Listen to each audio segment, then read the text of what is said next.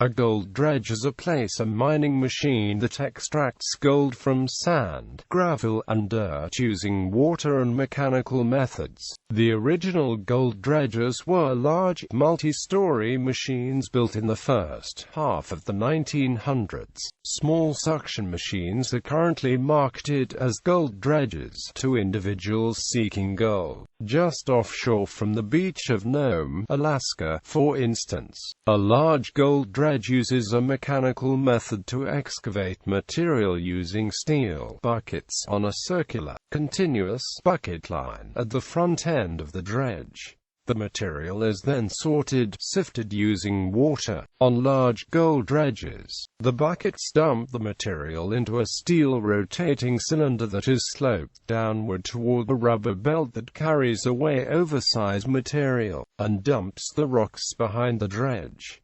The cylinder has many holes in it to allow undersized material to fall into a sluice box. The material that is washed or sorted away is called tailings.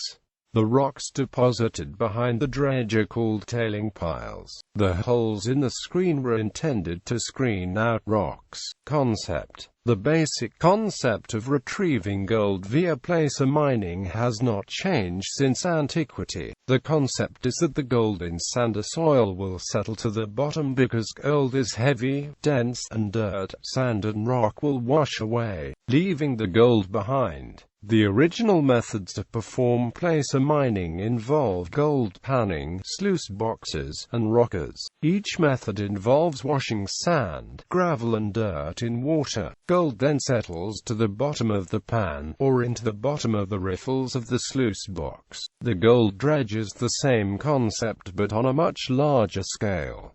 Gold dredges are an important tool of gold miners around the world. They allow profitable mining at relatively low operational costs. Even though the concept is simple in principle, dredges can be engineered in different ways, allowing to catch different sizes of gold specimen. Hence, the efficiency of gold dredges differs greatly depending on its specifications. History. By the mid to late 1850s, the easily accessible placer gold in California was gone, but much gold remained. The challenge of retrieving the gold took a professional mining approach to make it pay. Giant machines and giant companies. Massive floating dredges scooped up millions of tons of river gravels as steam and electrical power became available in the early 1900s. The last giant gold dredge in California was the notorious No. 6 dredge operating in Folsom, California. Ceased operations on the 12th of February 1962 as cost of operation began exceeding the value of the gold recovered. Many of these large dredges still exist today in state-sponsored heritage areas or tourist attractions. Today, in the late 1990s and through today, dredging has returned as a popular form of gold mining. Advances in technology allow a small dredge to be carried by a single person to a remote location and profitably process gravel banks on streams that previously were inaccessible to the giant dredges of the 1930s.